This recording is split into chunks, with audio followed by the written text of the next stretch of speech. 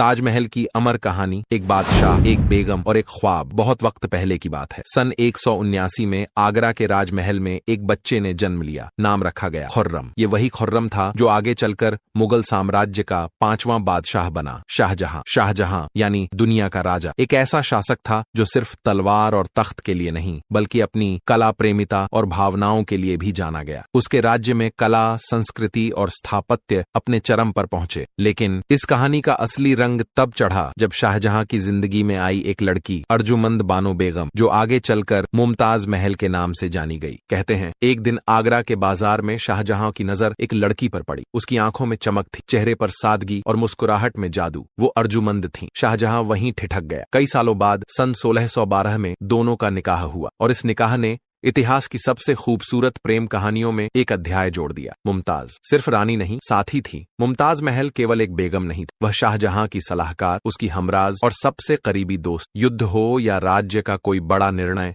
मुमताज हमेशा शाहजहां के साथ होती। उनकी मोहब्बत ऐसी थी कि जहां शाहजहां गया, मुमताज उसके साथ रहीं, यहां तक कि युद्ध के मैदानों में भी। लेकिन मोहब्बत की यह कहानी जल्द ही एक दर्दनाक मोड़ लेती है। सन 1631 की बात है। मुमताज महल अपने 14वें बच्चे को जन्म देते वक्त दुनिया को अलविदा कह गया। शाहजहां टूट गया। कहते हैं कि उस दिन के बाद से शाहजहां ने हंसना छोड़ दिया। बाल सफेद हो गए, दिल वीरान हो गया। लेकिन उस वीराने में एक ख्वाब पल रहा, एक ऐसा मकबरा जो मुमताज की याद को हमेशा के लिए अमर कर दे। और तब जन्म हुआ ताजमहल का। सन 1632 में यमुना नदी के किनारे एक ऐसा निर्माण शुरू हुआ जिसे आज हम ताजमहल के नाम से जानते हैं। 20,000 से ज्यादा कारीगर 22 सालों तक दिन रात लगे रहे।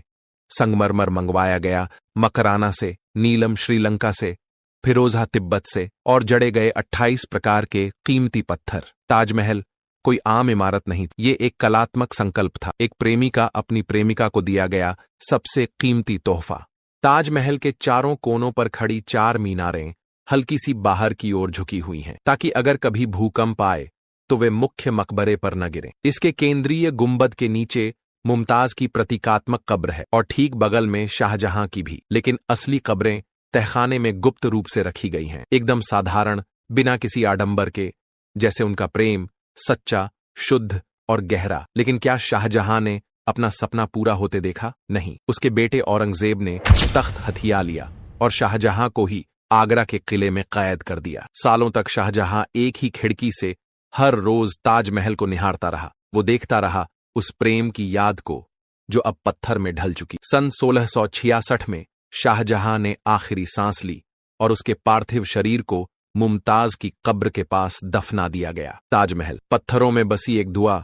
ताजमहल सिर्फ एक इमारत नहीं है, ये एक अरमान है जो कभी पूरा नहीं हो पाया। ये एक दर्द है जो अब भी संगमरमर की दीवारों से झांकता है। ये एक प्रेम है जो वक्त से भी परे है। आज का ताजमहल, हर साल लाखों लोग ताजमहल देखने आते हैं, लेकिन कुछ ही हैं जो उसकी खामोशी को सुनते हैं। जब आप उसके गलियारों में चलते हैं तो ऐसा लगता है जैसे मुमताज की सिसकियां और शाहजहां की तड़प अब भी वहां गूंजती हैं। ये एक ऐसी कहानी है जो हर दिल को छू जाती है। अगर मोहब्बत को देखना है तो किताबों में मत ढूंढो, यमुना के किनारे जाओ जहां ताजमहल खड़ा है और वहां पत्थर भी इश्क की जुबान बोलते हैं। ऐसी वीडियो के लिए वीडियो को लाइक करें और चैनल को सब्सक्राइब करें। धन्यवाद।